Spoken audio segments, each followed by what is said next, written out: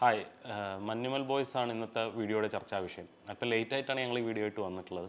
പക്ഷേ സിനിമയെക്കുറിച്ച് സിനിമ കണ്ട ആളുകളുമായിട്ട് ഈ സ്പോയിലേഴ്സിനെ കുറിച്ചൊന്നും ആശങ്കപ്പെടാതെ ചർച്ച ചെയ്യാൻ നമുക്ക് തോന്നിയ കാര്യങ്ങൾ, ഈ സിനിമ നമ്മൾ കണ്ട നല്ലതെന്താ, അതിലെ കുറവുകൾ എന്താണെന്നൊക്കെ സംസാരിക്കാൻ നല്ലത് കുറച്ച് ലേറ്റായിട്ട് ചെയ്യുന്നതാണെന്ന് തോന്നി.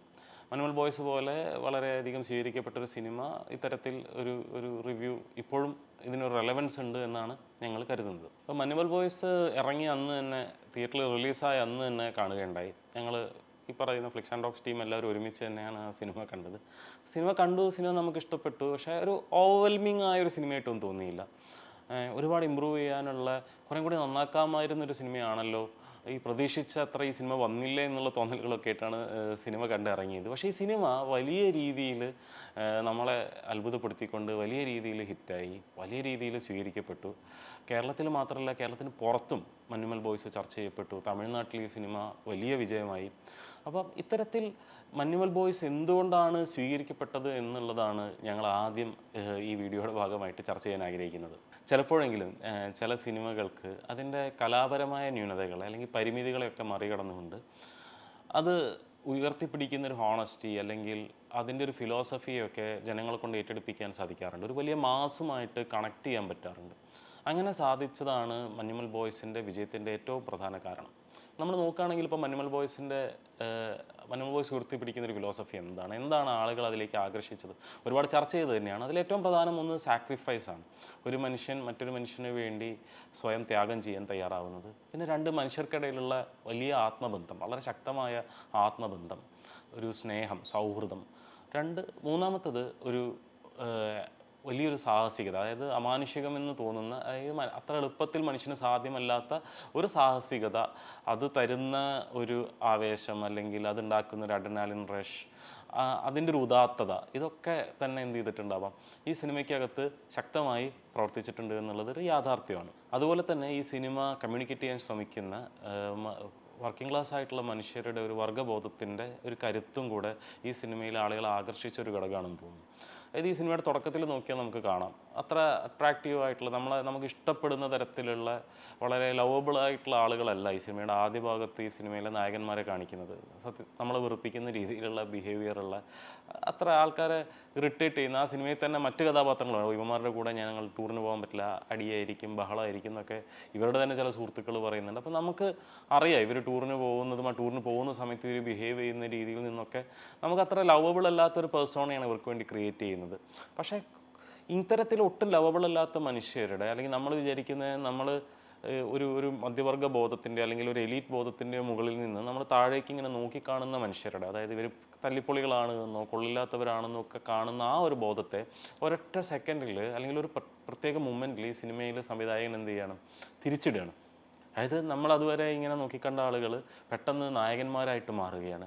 അതായത് നമുക്ക് പോലും ചിന്തിക്കാൻ പറ്റാത്ത, സാധാരണ ഒരാൾക്കും ചിന്തിക്കാൻ പറ്റാത്ത സ്നേഹത്തിൻ്റെ അല്ലെങ്കിൽ സാഹസികതയുടെ, സാഹോദര്യത്തിൻ്റെ, സൗഹൃദത്തിൻ്റെയൊക്കെ എപ്പിറ്റോമി ആയിട്ട് അല്ലെങ്കിൽ മാതൃകകളായിട്ട് ഇവർ മാറുകയാണ്. അത് ഈ സിനിമയിൽ ശരിക്കും പറഞ്ഞ ഒരു ഷോക്കിംഗ് എലമെൻ്റാണ്. അതുവരെ നമ്മളിങ്ങനെ കണ്ട ആൾക്കാർ പെട്ടെന്ന് വേറൊരു രീതിയിൽ മാറുന്നത്, ഒരു രസമുള്ള ട്വിസ്റ്റ് എന്നൊക്കെ നമ്മൾ പറയില്ലേ, ഒരു ത്രില്ലറിലൊക്കെ ട്വിസ്റ്റ് എന്നൊക്കെ പറയുന്ന പോലെ ഇതിലെ കഥാപാത്രങ്ങളുടെ ആർക്കിൽ അങ്ങനെ ഒരു ട്വിസ്റ്റ് ഉണ്ട്. ആ ട്വിസ്റ്റ് ആളുകൾ വളരെ ഗംഭീരമായ രീതിയിൽ വളരെ താല്പര്യത്തോടെ സ്വീകരിച്ചു എന്നുള്ളത് ഈ സിനിമയുടെ ഒരു വിജയത്തിൻ്റെ വേറൊരു ഘടകമാണ്. മറ്റൊരു പ്രധാന ഘടകം, ഇത് ഒരു യഥാർത്ഥ സംഭവത്തെ ആസ്പദമാക്കി നിർമ്മിച്ച സിനിമയാണ്, അല്ലെങ്കിൽ ഒരു യഥാർത്ഥ സംഭവത്തെ വലിയ മാറ്റമൊന്നും ഇല്ലാതെ നമ്മുടെ മുമ്പിൽ കൊണ്ടുവന്ന സിനിമയാണ് എന്നുള്ള ഒരു കാര്യമാണ്. അതായത് ഇത് ഒരു നടന്ന കാര്യമല്ലെങ്കിൽ, അല്ലെങ്കിൽ ഒരു ഭാവന മാത്രമാണെങ്കിൽ നമുക്കിത് ചിലപ്പോൾ ഒരു കെട്ടുകഥ പോലെ തോന്നിയേക്കാം. പക്ഷേ ഇത് നടന്നു എന്നുള്ളത് തരുന്നൊരു സർപ്രൈസിൻ്റെ എലമെൻ്റ് ഉണ്ട്. ഇത്രയൊക്കെ പറ്റുമല്ലേ മനുഷ്യർക്ക് എന്ന് തരുന്ന ഒരു സർപ്രൈസിൻ്റെ എലമെൻ്റ് ഉണ്ട്. അതോടൊപ്പം തന്നെ നമ്മൾ ഇമോഷണലി അതിൻ്റെ അകത്ത് കൂടുതൽ കണക്റ്റഡ് ആവുന്നുണ്ട്. നമുക്ക് ആ മനുഷ്യരോട് നമുക്കൊരു സ്നേഹമോ അല്ലെങ്കിൽ ഒരു എന്നൊക്കെ നമ്മൾ പറയുമല്ലോ, അത്തരത്തിലുള്ള വികാരങ്ങളൊക്കെ തന്നെ ഈ ഒരു കാരണം കൊണ്ടുണ്ടാവുന്നുണ്ട്. അതും ഈ സിനിമയുടെ ഒരു സ്വീകാര്യതയുടെ പിന്നിലെ ഒരു പ്രധാന ഘടകം തന്നെയാണ്. പിന്നൊന്ന് നൊസ്റ്റാൾജിയ. ഈ സിനിമയുടെ ഏറ്റവും പ്രധാന മാർക്കറ്റിംഗ് ട്രിക്ക്, അല്ലെങ്കിൽ ഇതിൻ്റെ നിർമ്മാതാക്കളോ സംവിധായകനൊക്കെ ഉപയോഗിച്ച ഒരു മാർക്കറ്റിംഗ് ട്രിക്ക് എന്ന് പറയുന്നത് നൊസ്റ്റാൾജിയുടെ ഉപയോഗമാണ്. അതായത് സിനിമയുമായിട്ട് അതിനെ കണക്ട് ചെയ്തത്, അതിൽ ആ ഒരു പ്രത്യേക മൊമെൻറ്റിൽ ആ ഒരു ഏറ്റവും പ്രധാനപ്പെട്ട മൊമെൻറ്റിൽ ആ സിനിമയെ ഓർമ്മിപ്പിക്കുന്ന ആ ഒരു പാട്ട് അത് പ്ലേ ചെയ്തത്, ആ സിനിമയെ തുടക്കത്തിലെ റെഫറൻസായി വരുന്നത്, ഈ കഥ നടക്കുന്നത് തന്നെ ആ സിനിമ നടന്ന ഒരു സ്ഥലത്ത് വെച്ച് തന്നെ ഈ കഥ നടക്കുന്നത്. അപ്പോൾ ഇതെല്ലാം തന്നെ നമ്മുടെ നൊസ്റ്റാൾജിയായിട്ട്, നമുക്ക് ഇഷ്ടപ്പെട്ട ഒരു നടനുമായിട്ട്, ഇഷ്ടപ്പെട്ട പിന്നീട് കൾട്ടായി മാറിയ ഒരു സിനിമയുമായിട്ട്, അതിൽ ഏറ്റവും കൂടുതൽ ആൾക്കാർ ഇഷ്ടപ്പെടുന്ന ഒരു ഗാനവുമായിട്ടൊക്കെ ഈ സിനിമയെ കണക്ട് ചെയ്തു. നൊസ്റ്റാൾജിയ ബേസിക്കലി ആളുകളുടെ ഇമോഷണലി കണക്ട് ചെയ്യും, ആളുകളിൽ അതൊരു വാംത്ത്, ഒരു സന്തോഷം, ഒരു ഈ പറയുന്ന കാര്യമായിട്ട് ഒരു കണക്ഷനൊക്കെ ബിൽഡ് ചെയ്യുന്ന ഒരു സൈക്കോളജിക്കലി അങ്ങനെ വർക്ക് ചെയ്യുന്ന ഒരു കാര്യമാണ്. അപ്പോൾ അത് ഈ സിനിമയിൽ ഭയങ്കരമായിട്ട് സെലിബ്രേറ്റ് ചെയ്യപ്പെട്ടു എന്നുള്ളത് ഈ സിനിമയിൽ ഈ ഗുണയുടെ റെഫറൻസ് വന്ന മൊമെൻറ്റുകളിലൊക്കെ ഉണ്ടായിട്ടുള്ള കയ്യടികൾ ഉറപ്പിക്കുന്ന ഒരു കാര്യമാണ്. അപ്പോൾ തമിഴ്നാട്ടിലും അത് വലിയ ഈ സിനിമ സ്വീകരിക്കപ്പെടുന്നതിൽ അതൊരു പ്രധാന കാരണമായി മാറി. അതായത് കൾച്ചറലി തമിഴന്മാർക്ക് അല്ലെങ്കിൽ തമിഴ്നാട്ടുകാർക്ക് ഈ സിനിമയുമായിട്ടൊരു കണക്ഷൻ ബിൽഡ് ചെയ്യുന്നതിനൊക്കെ അത് സഹായിച്ചു. പിന്നെ ഒരു പ്രധാന കാര്യം മലയാളികളുടെ മാറുന്ന ഒരു സെൻസിബിലിറ്റിയാണ്, ആസ്വാദകരുടെ ഒരു സെൻസിബിലിറ്റി. അതായത് ജോണർ സിനിമകൾക്കൊക്കെ പണ്ടത്തേക്കാൾ കൂടുതൽ താല്പര്യം മലയാള സിനിമാ പ്രേക്ഷകർക്കിടയിൽ നിന്നുണ്ടാവുന്നുണ്ട്. എനിക്കൊന്ന് മലയാള സിനിമയിൽ പ്രേക്ഷകർക്കിടയിൽ മാത്രമല്ല, മൊത്തത്തിൽ ഇന്ത്യൻ സിനിമാ പ്രേക്ഷകർക്കിടയിലൊക്കെ ഉണ്ടാവുന്നുണ്ട്. കൂടുതലും വിദേശ സിനിമകളൊക്കെ ഒരുപാട് OTT പ്ലാറ്റ്ഫോമുകളിലൂടെയൊക്കെ ഒരു വലിയ വിഭാഗം ആൾക്കാർക്ക് കാണാൻ പറ്റുകയും അപ്പോൾ അതൊക്കെ നമ്മുടെ സെൻസിബിലിറ്റിയൊക്കെ സ്വാധീനിക്കുകയും ചെയ്യുന്നുണ്ടെന്ന് തോന്നുന്നു. അപ്പോൾ കഴിഞ്ഞ കുറച്ച് നാളുകൾക്കിടയിൽ ഒരുപാട് ജോണർ സിനിമകൾ വരികയും പലതും വലിയ ഹിറ്റുകളാവുകയും ചെയ്തു. ഇപ്പോൾ ഈ ഫെബ്രുവരി മാസത്തിൽ നമ്മൾ സെലിബ്രേറ്റ് ചെയ്ത എല്ലാ ഹിറ്റുകളും ജോണർ സിനിമകൾ അല്ലെങ്കിൽ ഒരു ജോണർ ട്രീറ്റ്മെൻറ്റ്സ് ആണെന്ന് പറയാവുന്ന സിനിമകളാണ്. ഇപ്പോൾ ബ്രഹ്മയുഗം, ഹൊറർ, പ്രേമലു, റോംകോം, അന്വേഷിപ്പിൻ കണ്ടെത്തും, ഒരു ക്രൈം ഇൻവെസ്റ്റിഗേറ്റീവ് ത്രില്ലർ. അപ്പം ഇത്തരത്തിൽ ജോണർ സിനിമകളാണ്.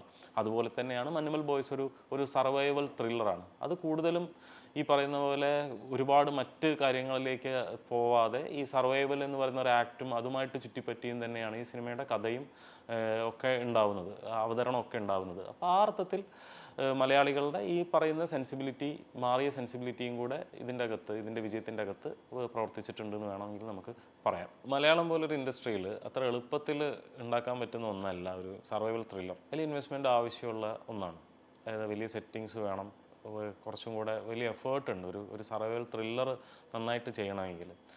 ഒരു ലിമിറ്റഡ് മാർക്കറ്റുള്ള കുറച്ച് സ്ക്രീനുകൾ മാത്രമുള്ളൊരു ഇൻഡസ്ട്രിക്ക് അത്ര എളുപ്പമല്ല. അതുകൊണ്ട് തന്നെ വളരെ മികച്ചൊരു പ്രൊഡക്ഷൻ ഐഡിയ മഞ്ഞുമൽ ബോയ്സിൻ്റെ വിജയത്തിന് മുന്നിൽ പ്രവർത്തിച്ചു എന്ന് നമുക്ക് കാണാൻ സാധിക്കും. വലിയ പ്രതിഫലം കൊടുക്കേണ്ടതില്ലാത്ത ഒരു താരനിരയെ ഉപയോഗിച്ചുകൊണ്ട് കൂടുതൽ ബഡ്ജറ്റ് അതിൻ്റെ ആ ഡിസൈനിങ്ങിൽ, ആ ഡയറക്ഷനിൽ, അതേപോലെ തന്നെ മറ്റ് സാങ്കേതിക വശങ്ങളിലൊക്കെ ചെലവഴിച്ചുകൊണ്ട് ക്വാളിറ്റിയുള്ള ഒരു ഔട്ട്പുട്ട് ഉണ്ടാക്കാൻ നിർമ്മാതാക്കൾക്ക് സാധിച്ചു.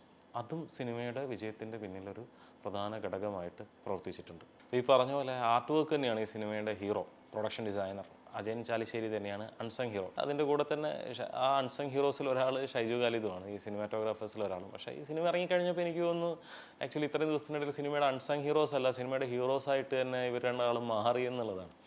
ഷൈജു ഖാലിദ് ആയാലും അജയൻ ചാലിശ്ശേരി ആയാലും ആ തരത്തിൽ അവരുടെ വർക്ക് റെക്കഗ്നൈസ് ചെയ്യപ്പെട്ടു. അപ്പം അതും ഈ പറയുന്ന പോലെ മലയാള സിനിമയിൽ വളരെ സീരിയസ് ആയിട്ടുള്ള സിനിമ ഡിസ്കഷൻസ് ഉണ്ടാവുന്നു എന്നുള്ളതിൻ്റെയും കൂടെ ഉദാഹരണമാണ്. അല്ലെങ്കിൽ പണ്ടൊക്കെ ആരാണ് ഇത്തരത്തിൽ പ്രൊഡക്ഷൻ ഡിസൈനിങ്ങിനെ കുറിച്ചൊക്കെ ഇത്ര മാത്രം ചർച്ച ചെയ്യുകയും പ്രൊഡക്ഷൻ ഡിസൈനറിനെ കുറിച്ച് ഇത്ര മാത്രം കേൾക്കുകയൊക്കെ ചെയ്യുന്നൊരു കാലം കേരളത്തിൽ ഉണ്ടായിട്ടില്ല, അല്ലെങ്കിൽ മലയാള സിനിമയിൽ അധികം ഉണ്ടായിട്ടില്ല. ഇപ്പോൾ അതൊക്കെ മാറി മാറി വരികയാണ്. സ്വാഭാവികമായിട്ട് ഈ സിനിമയിലും ഇത് വളരെ കാര്യമായിട്ട് ശ്രദ്ധിക്കപ്പെട്ടു എന്നുള്ളത് ഒരർത്ഥത്തിൽ വളരെ സന്തോഷമുള്ള കാര്യമാണ്. പക്ഷേ ഈ ഒരു ക്വാളിറ്റി അല്ലെങ്കിൽ ഈ ഒരു മികവ് സിനിമയുടെ സ്ക്രിപ്റ്റിന് അതുപോലെ ഉണ്ടായിട്ടുണ്ടോ എന്നൊരു സംശയമുണ്ട്. ജാനേമൻ, ചിദംബരത്തിൻ്റെ ആദ്യ സിനിമ, വളരെ മികച്ച ഒരു തിരക്കഥ ആ സിനിമയ്ക്ക് പിന്നിലുണ്ടായിരുന്നു. അതായത് ഓരോ കഥാപാത്രം, നിരവധി കഥാപാത്രങ്ങളുള്ള സിനിമയാണ്. അതിൽ ഓരോ കഥാപാത്രത്തെയും നമ്മൾ ഓർമ്മിക്കുന്ന രീതിയിൽ ആ സിനിമയുടെ തിരക്കഥ എഴുതപ്പെട്ടിട്ടുണ്ട്. ആ സിനിമയിൽ ആദ്യത്തെ ഹാഫിൽ വരുന്ന ഒരു വൃദ്ധയായ കഥാപാത്രം, ആ കഥാപാത്രം എന്തിനാണെന്ന് നമ്മൾ ചിലപ്പോൾ ആലോചിക്കും. പക്ഷേ ആ സിനിമ അവസാനിക്കുമ്പോഴാണ് ആ കഥാപാത്രം ആ സിനിമയെ സംബന്ധിച്ചിടത്തോളം എത്രമാത്രം ഇമ്പോർട്ടൻ്റ് ആണ് എന്ന് നമ്മൾ റിയലൈസ് ചെയ്യുന്നത്. ആ കഥാപാത്രത്തിൻ്റെ ആർക്ക് വരെ കംപ്ലീറ്റ് ആവുന്നത് പോലും അധികം ഒന്നോ രണ്ടോ സീനിൽ വന്നു പോകുന്നൊരു കഥാപാത്രമാണ്. ബട്ട് എത്രമാത്രം ഇമ്പോർട്ടൻ്റ് ആണ് ആ കഥാപാത്രം എന്ന് നമുക്ക് മനസ്സിലാവുന്ന രീതിയിൽ ആ സ്ക്രിപ്റ്റ് എഴുതി. അത്ര മികച്ചൊരു സ്ക്രിപ്റ്റായിരുന്നു ജാനമൻ്റെതെന്നാണ് വ്യക്തിപരമായ എൻ്റെ അഭിപ്രായം. പക്ഷേ ആ ഒരു മികവ് ചിദംബരത്തിന് ഈ സിനിമയിൽ കൊണ്ടുവരാൻ സാധിച്ചോ എന്നുള്ളത് ഒരു സംശയമായി നിൽക്കുന്നു. ഇപ്പോൾ ഉദാഹരണമായിട്ട് പറയുകയാണെങ്കിൽ സൗഹൃദം ആഘോഷിച്ചൊരു സിനിമയാണത്. പക്ഷേ ആ സൗഹൃദം എത്രമാത്രം അവർക്കിടയിൽ ഉണ്ട് എന്ന് നമുക്ക് വ്യക്തമാക്കി തരുന്നൊരു സ്ക്രിപ്റ്റ് ആ സിനിമയ്ക്കില്ല. അതൊരു കുഴിയിൽ, ഒരു വലിയ ഗർത്തത്തിൽ വീണ് കിടക്കുന്ന തൻ്റെ കൂട്ടുകാരനെ രക്ഷിക്കാൻ വേണ്ടി ഒരാൾ ജീവൻ പണയം വെച്ച് അതിലേക്ക് ഇറങ്ങുകയാണ്. പക്ഷെ അങ്ങനെ ഇറങ്ങാൻ മാത്രം ഇവർക്ക് രണ്ടുപേർക്കും ഇടയിലുള്ള ഒരു സൗഹൃദത്തിൻ്റെ ആഴം, ഒരു ഗാഢമായ ബന്ധമൊന്നും ആ സിനിമയ്ക്കകത്തുനിന്ന് നമുക്ക് അതുവരെ മനസ്സിലാവുന്നില്ല. കുറച്ച് രംഗങ്ങൾ അവർ വടം വലിക്കുന്ന രംഗങ്ങൾ, അവർ ഒരുമിച്ച് യാത്ര ചെയ്യുന്ന രംഗങ്ങൾ എന്നൊന്നും അല്ലാതെ ഇവർക്കിടയിൽ ഇത്ര ഗാഢമായൊരു സൗഹൃദം ഉണ്ടോ എന്നുള്ളത് നമ്മൾ സംശയിച്ചു പോയേക്കാം. നമ്മളെ കൺവിൻസ് ചെയ്യാൻ വേണ്ടിയിട്ട് ഒരു പഴയ ഡ്രീം സീക്വൻസ് ഒക്കെയാണ് യൂസ് ചെയ്തിരിക്കുന്നത്. അതായത് സൗബിൻ ഷായർ, ഇതിലെ ഈ കുഴിയിലേക്ക് ഇറങ്ങുന്ന കഥാപാത്രം, സൗബിൻ ഷായർ ചെയ്ത കഥാപാത്രം കാണുന്നൊരു സ്വപ്നത്തിൽ പണ്ട് നടന്നൊരു റെസ്ക്യൂ ഒക്കെയാണ് കാണിക്കുന്നത്. പക്ഷേ അത് ഒരു പക്ഷേ സിനിമയുടെ ആദ്യം കാണിച്ചിരുന്നെങ്കിൽ നമുക്ക് ഓക്കെ ഇവർ തമ്മിലുള്ളൊരു സൗഹൃദത്തിൻ്റെ ഒരു ഒരു ഒരു ആഴമൊക്കെ നമുക്ക് മനസ്സിലാക്കിക്കൊണ്ട് ഈ സിനിമയിലേക്ക് കടക്കാൻ പറ്റുമായിരുന്നു. പക്ഷേ അതുവരെ ആ സിനിമയിൽ അതില്ല. പിന്നെ ഈ ഡ്രീം സീക്വൻസ് ഏതാണ്ട് ഒരേപോലെ തന്നെ 2 തവണ റിപ്പീറ്റ് ചെയ്യുന്നു. ഇതിൽ ഈ 2 ഡ്രീംസും ഏകദേശം ഒരേപോലെ ആവർത്തിക്കുന്നത് പോലെ എന്തോ അതൊരു അതൊന്നും അങ്ങോട്ട് കണക്റ്റ് ആയില്ല. അപ്പോൾ അത്തരത്തിലുള്ള ഒരു തിരക്കഥയിൽ അത്തരത്തിലുള്ള ഒരു പ്രശ്നം മൊത്തത്തിൽ മുഴച്ചു നിൽക്കുന്നുണ്ടായിരുന്നു. ഈ കഥാപാത്രങ്ങൾക്കിടയിൽ നല്ല സംഭാഷണങ്ങൾ ഉണ്ടാവുന്നില്ല. ഇപ്പോൾ ഒരുപാട് കഥാപാത്രങ്ങൾ, 11 കഥാപാത്രങ്ങൾ, 11 ഹീറോസ് ഉള്ളതുകൊണ്ട് തന്നെ ഇതിനൊരു പേഴ്സ്പെക്റ്റീവ് മിസ് ചെയ്യുന്നുണ്ട് ഈ സിനിമയിൽ. നമ്മൾ ആരുടെ പേഴ്സ്പെക്റ്റീവിലൂടെയാണ് ഈ സിനിമയെ കാണുന്നത്? ഇപ്പം ഇതിൽ കുട്ടൻ്റെ പേഴ്സ്പെക്റ്റീവിൽ സൗബിൻ ഷാർ ചെയ്യുന്ന കുട്ടൻ, ഈ റെസ്ക്യൂ ചെയ്യുന്ന ആളുടെ പേഴ്സ്പെക്റ്റീവ്സ് ഇല്ല. ഈ കുഴിയിൽ വീണ് കിടക്കുന്ന ആളുടെ, അയാളാണ് ശരിക്കും ഈ സർവൈവ് ചെയ്യപ്പെടുന്ന ആൾ, ഈ രക്ഷപ്പെടുത്തപ്പെടുന്ന ആൾ, അയാളാണ് ഈ ഹൊററിലൂടെ കടന്നു പോകുന്നത്. അയാളുടെ ഹൊറേഴ്സ് ഒന്നും എത്രത്തോളം നമ്മളിലേക്ക് സമ്മതിക്കുന്ന രീതിയിലുള്ള ഒരു പേഴ്സ്പെക്റ്റീവ്സ് നമുക്ക് ഈ സിനിമയുടെ സ്ക്രിപ്റ്റിൽ ഉണ്ടാവുന്നില്ല. എല്ലാ കഥാപാത്രങ്ങളും തമ്മിൽ പരസ്പരം ഇങ്ങനെ കൂടിക്കലർന്ന് നടക്കുന്ന ചില സംഭവങ്ങളല്ലാതെ, സീനുകളല്ലാതെ ഈ കഥാപാത്രങ്ങൾ പരസ്പരം സംസാരിക്കുക, അവർ തമ്മിലുള്ളൊരു ഇമോഷണൽ കണക്ഷൻ, അവരുടെ പ്രതിസന്ധികൾ, അവർ തമ്മിലുള്ള ബന്ധത്തിൻ്റെ ആഴം, ഇതൊക്കെ മനസ്സിലാവുന്ന തരത്തിലുള്ള രംഗങ്ങളോ സീനുകളോ ഒന്നും അധികം ഈ സിനിമയിൽ ഉണ്ടായിട്ടില്ല. അതുകൊണ്ട് തന്നെ നമുക്ക് സത്യത്തിൽ ഈ സിനിമ കഴിഞ്ഞിറങ്ങുമ്പോൾ എനിക്കിതിൽ മിക്കവാറും ഒരു കഥാപാത്രങ്ങൾ, ഇപ്പോൾ ഈ റെസ്ക്യൂ ചെയ്ത ആളുടെയും റെസ്ക്യൂ ചെയ്യപ്പെട്ട ആളുടെയും അല്ലാതെ മിക്കവാറും ആരുടെയും പേര് പോലും മുഖം പോലും നമുക്ക് ഓർമ്മയിൽ നിൽക്കുന്നില്ല എന്നുള്ളൊരു പ്രശ്നം പൊതുവിൽ പലരും പറഞ്ഞു കണ്ടു. എനിക്കും വ്യക്തിപരമായിട്ട് അങ്ങനെ തോന്നുകയുണ്ടായി. അത് ഈ സ്ക്രിപ്റ്റിൽ സംഭവിച്ചൊരു പാളിച്ചയാണ്. ബേസിക്കലി ഈ സ്ക്രിപ്റ്റ് നമ്മൾ ആ സിനിമയ്ക്ക് അകത്തോട്ട് ഇൻവോൾവ് ചെയ്യുന്നതിന് പകരം നമ്മളൊരു സ്പെക്ടേറ്റേഴ്സായിട്ട് ഇങ്ങനെ നിർത്തുകയാണ്. നമ്മളിങ്ങനെ നോക്കുന്നു, കുറേ പേരിങ്ങനെ ഒരു ആക്ടിൽ ഏർപ്പെടുന്നു, ആ ആക്ട് നമ്മളിങ്ങനെ മാറി നിന്ന് കാണുന്നത് പോലെയുള്ള ഒരു പെർസ്പെക്റ്റീവ്, ഒരു കാഴ്ചയാണ് നമുക്ക് ഈ സിനിമ നൽകുന്നത്. അത് ഈ സ്ക്രിപ്റ്റിൽ ഈ സിനിമ നമുക്ക് പിന്നീട് നമ്മൾ ക്യാരി ചെയ്യുന്ന ഒരു ഇമോഷനൊക്കെ നമുക്ക് വേണ്ടത്ര ഡീപ്പല്ലാതായി മാറുന്ന ഒരവസ്ഥ ഉണ്ടായിട്ടുണ്ട്. അത് ഈ സ്ക്രിപ്റ്റിൽ പറ്റിയൊരു പാളിച്ച തന്നെയാണെന്നാണ് ഞങ്ങളുടെ ഒരു വിലയിരുത്തൽ. ഒരു ഇമോഷണൽ ഡ്രാമ, അതായത് കാണുന്ന ആസ്വാദകനും കൂടെ ടേക്ക് പാർട്ട് ചെയ്യുന്ന ഒരു ഡ്രാമ, അയാൾ ഇമോഷണലി അതിൻ്റെ അകത്തോട്ട് വല്ലാതെ അബ്സോർബ്ഡായി പോകുന്ന ഒരു ഡ്രാമ എന്നതിലപ്പുറം ഒരു സംഭവത്തെ ഇങ്ങനെ ഡോക്യുമെൻ്റ് ചെയ്ത് നമ്മുടെ മുമ്പിൽ പ്രദർശിപ്പിക്കുന്ന ഒരു സ്വഭാവം ഈ സിനിമയുടെ സ്ക്രിപ്റ്റിനുണ്ട്. സ്ക്രിപ്റ്റിൻ്റെ ഈ പ്രത്യേകത ഇതിൻ്റെ ഈ സിനിമാറ്റോഗ്രഫിയിലും അല്ലെങ്കിൽ ഇതിൻ്റെ സീനുകൾ ചിത്രീകരിച്ച രീതിയിലും നിഴലിക്കുന്നുണ്ട് നമുക്ക് കാണാൻ പറ്റും. അതായത് ഇപ്പോൾ കുഴിയിൽ വീണ ആൾ, ഈ പറയുന്ന ശ്രീനാഥ് ബാസിയുടെ ക്യാരക്ടർ, അയാളാണ് ഈ കുഴിയിൽ വീഴുകയും ഈ ഹൊററിലൂടെ കടന്നു പോവുകയും ചെയ്യുന്നത്. പക്ഷേ അയാളുടെ ഹൊററിനെ നമ്മളിങ്ങനെ വിട്ടുനിന്ന് നോക്കുന്ന പോലെയുള്ള സീനുകളാണ് കൂടുതലും. പകരം അയാളുടെ പി ഒ വിയിലുള്ള ഷോട്ടുകളോ അയാളുടെ പി ഒ വിയിലൂടെ, അയാളുടെ പോയിന്റ് ഓഫ് വ്യൂയിലൂടെ ആ ഗുഹയെ, ആ കേവിനെ, ആ ഗർത്തത്തെ മനസ്സിലാക്കാനൊന്നും നമുക്ക് പറ്റുന്നില്ല. അത്തരത്തിലുള്ള ഷോട്ടുകൾ വളരെ കുറവാണ്. ഇപ്പോൾ സൗബിൻ ഷായർ റെസ്ക്യൂവിന് ഇറങ്ങുമ്പോഴും ആ സൗബിൻ ഷാറിനെ നമ്മളിങ്ങനെ കാണുകയാണ്, നമ്മുടെ ഒരു പോയിന്റ് ഓഫ് വ്യൂവിൽ നമ്മളിങ്ങനെ കാണുകയാണ്. പകരം സൗബിൻ ഷാറിൻ്റെ പോയിന്റ് ഓഫ് വ്യൂവിൽ, അയാളുടെ സബ്ജക്റ്റിവിറ്റിയിൽ നമ്മൾ എന്ത് ചെയ്യുന്നില്ല, ആ ഗുഹയോ അല്ലെങ്കിൽ അതിൻ്റെ അകത്തുള്ള ഹൊററിനെയൊന്നും നമുക്ക് ഫീൽ ചെയ്യുന്നില്ല. പകരം ഈ പറഞ്ഞ പോലെ നമ്മളിതിങ്ങനെ വിട്ടു നിന്ന് നമ്മൾ നോക്കിക്കാണുന്ന രീതിയിൽ തന്നെയാണ് ഈ സിനിമയുടെ ഭൂരിപക്ഷം സീനുകളും ചിത്രീകരിച്ചിട്ടുള്ളത്. പകരം കഥാപാത്രങ്ങളുടെ മനോതലങ്ങളിലൂടെ, കഥാപാത്രങ്ങളുടെ സംഘർഷങ്ങളിലൂടെ ഈ സിനിമയുടെ സ്ക്രിപ്റ്റോ ഈ സിനിമയുടെ ചിത്രീകരിച്ച രീതിയോ സഞ്ചരിച്ചിട്ടില്ല എന്നുള്ളത് ഈ സിനിമയുടെ ഒരു പോരായ്മയോ ഒരു പ്രത്യേകതയാണെന്ന് പറയേണ്ടി വരും. പ്രത്യേകത എന്നുള്ളത് അവർക്കങ്ങനെയാണോ ചെയ്യേണ്ടതെന്ന് തോന്നിയാൽ അത് പ്രത്യേകതയാണല്ലോ, പോരായ്മയായിട്ട് നമുക്കല്ലേ തോന്നുന്നത്. അതേപോലെ ഈ സിനിമയുടെ ഒരു പ്രധാന ആർട്ടിസ്റ്റിക് ഡിസിഷനായിരുന്നു 1.85:1 എന്നുള്ള ആസ്പെക്ട് റേഷ്യോ ഉപയോഗിക്കുക എന്നുള്ളത്. അത് സംവിധായകനും സിനിമാറ്റോഗ്രാഫറും തന്നെ അവരുടെ അഭിമുഖങ്ങളിൽ അതിൻ്റെ കാരണവും പറഞ്ഞിരുന്നു. കാരണം വെർട്ടിക്കലായിട്ടുള്ളൊരു വ്യൂ കിട്ടുന്നതിന് വേണ്ടിയിട്ടാണ്. കാരണം ആളുകൾക്ക് ഈ സ്ഥലത്തിൻ്റെ, ഈ ലാൻഡ്സ്കേപ്പിൻ്റെ ഒരു ഹൈറ്റ്, പാറക്കെട്ടുകൾ, കേവുകൾ, മലനിരകൾ, കൊടൈക്കനാലാണല്ലോ ലൊക്കേഷൻ, അപ്പോൾ ആ ഒരു ഹൈറ്റ് ഫീൽ ചെയ്യുക, അവർ നിൽക്കുന്ന ആ ഒരു ഒബ്ജക്റ്റും ഈ നിൽക്കുന്ന ചെറിയ മനുഷ്യരും തമ്മിലുള്ള ഒരു അന്തരമൊക്കെ കൃത്യമായി ഫീൽ ചെയ്യുന്നതിന് വേണ്ടിയിട്ടാണ് ഈ പറയുന്ന ആസ്പെക്ട് റേഷ്യോ ഉപയോഗിച്ചിട്ടുള്ളത്. പക്ഷേ ഈ സിനിമയിൽ ഒരു വലിയ ശതമാനം സീനുകളിലും ഈ ലാൻഡ്സ്കേപ്പിൻ്റെ സാധ്യതകൾ ഉപയോഗിക്കാത്ത സീനുകളാണ്. ഈ റെസ്ക്യൂ വളരെ കുറച്ച് സമയമാണുള്ളത്. ഈ ലാൻഡ്സ്കേപ്പ് തന്നെ കാണിക്കുന്നത് വളരെ കുറച്ച് സമയമാണ്. ഈ ട്രെയിലറിൽ കാണിച്ച കുറച്ച് സീനുകൾക്കൊക്കെ അപ്പുറം, ആ സിഗ്നേച്ചർ ഷോട്ട്സിനൊക്കെ അപ്പുറം ഈ കേവിൻ്റെയോ മറ്റ് ആ ലാൻഡ്സ്കേപ്പിൻ്റെ സാധ്യതകളോ അല്ലെങ്കിൽ അതിൻ്റെ ഒരു ആ ലാൻഡ്സ്കേപ്പ് ഒരു കഥാപാത്രമായി നമുക്ക് ഫീൽ ചെയ്യുന്ന അത്തരത്തിലുള്ള ഷോട്ടുകളോ ഫ്രെയിമുകളൊക്കെ വളരെ കുറവായിട്ടാണ് തോന്നിയിട്ടുള്ളത്. അപ്പോൾ ഈ സിനിമയിൽ ഈ ഇത്തരത്തിലൊരു ആസ്പെക്ട് റേഷ്യോ ഉപയോഗിക്കാൻ കാണിച്ച ആ ഒരു തീരുമാനം വളരെ ജുഡീഷ്യസ് ആയിരുന്നെങ്കിലും അത് വേണ്ട രീതിയിൽ ഈ സിനിമയിൽ ഉപയോഗിച്ചിട്ടില്ല എന്നുള്ളതാണ് ആദ്യത്തെ കാഴ്ചയിൽ തോന്നിയിട്ടുള്ളത്. എനിക്ക് തോന്നുന്നത് ഒരു പക്ഷേ നമ്മൾ വീണ്ടും കാണുമ്പോൾ, ഇനിയിപ്പോൾ ഒരു OTT ഒക്കെ ഇറങ്ങിയിട്ട് ആ സിനിമ വീണ്ടും കാണുമ്പോൾ നമുക്കത് കൃത്യമായിട്ട് മനസ്സിലാവുമായിരിക്കും. മനുവൽ ബോയ്സിലെ സൗണ്ട് ട്രാക്ക് വളരെയധികം സെലിബ്രേറ്റ് ചെയ്യപ്പെട്ട് കഴിഞ്ഞു. ആ രണ്ട് റാപ്പാണെങ്കിലും പിന്നീട് ആ ട്രാവൽ ജേർണിയിൽ ബാക്ക്ഗ്രൗണ്ട് സ്കോറായിട്ട് വരുന്ന പാട്ടാണെങ്കിലും രണ്ട് പാട്ടുകളും വളരെയധികം സ്വീകരിക്കപ്പെട്ടു. പേഴ്സണലി എനിക്കും വളരെ ഇഷ്ടപ്പെട്ട പാട്ടാണ്. പക്ഷേ ആ സിനിമയിൽ ആ റാപ്പ് സോങ് അത്ര കറക്റ്റായിട്ടാണോ പ്ലേസ് ചെയ്യപ്പെട്ടതെന്നൊരു സംശയമുണ്ട്. കാരണം ആ റാപ്പൊന്നും അത്ര പോപ്പുലർ അല്ലാത്തൊരു കാലഘട്ടത്തിലാണ് ഈ സിനിമ നടക്കുന്നത്. ഈ കഥാപാത്രങ്ങൾ ഇൻട്രൊഡ്യൂസ് ചെയ്യുന്ന ഘട്ടത്തിൽ ഒരു റാപ്പ് വരുമ്പോൾ അവരുടെ ഒരു സെലിബ്രേഷൻ്റെ മൊമെൻറ്റിൽ ബാക്ക്ഗ്രൗണ്ട് സ്കോറായിട്ട് റാപ്പ് വരുമ്പോൾ നമുക്ക് ഈ കാലഘട്ടം പിടികിട്ടുന്നില്ല. സിനിമ തുടങ്ങുന്ന കാലഘട്ടം നമുക്ക് പിടികിട്ടുന്നില്ല. അപ്പോൾ പ്രത്യേകിച്ച് അന്നത്തെ കാലത്തൊക്കെ കല്യാണ വീടുകളിൽ പ്ലേ ചെയ്തിരുന്ന പാട്ടുകൾ അതിൻ്റെ ഒരു ഫോർമാറ്റിൽ ഒരു ഒരു പാട്ടുണ്ടായിരുന്നെങ്കിൽ അതൊരു ബെറ്റർ ചോയ്സ് ആണെന്ന് തോന്നുന്നു.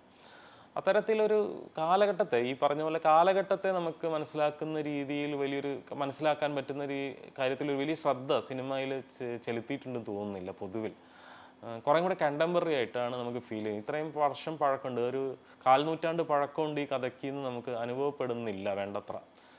അത് വളരെ ഫോഴ്സ്ഡായിട്ട് അത് ചെയ്യണം എന്നല്ല, ബട്ട് കുറച്ചും കൂടെ ശ്രദ്ധ അതിലാകാമായിരുന്നു തോന്നുന്നു. അറ്റ്ലീസ്റ്റ് സൗണ്ട് ട്രാക്കിൽ ഇത്തരത്തിലൊക്കെ നമുക്കത് നൽകാമായിരുന്നു എന്ന് തോന്നുന്നു. എന്നാൽ ഈ സൗണ്ട് ട്രാക്കിനേക്കാൾ കൂടുതൽ ശ്രദ്ധ ബാക്ക്ഗ്രൗണ്ട് സ്കോറിൽ വേണമായിരുന്നു.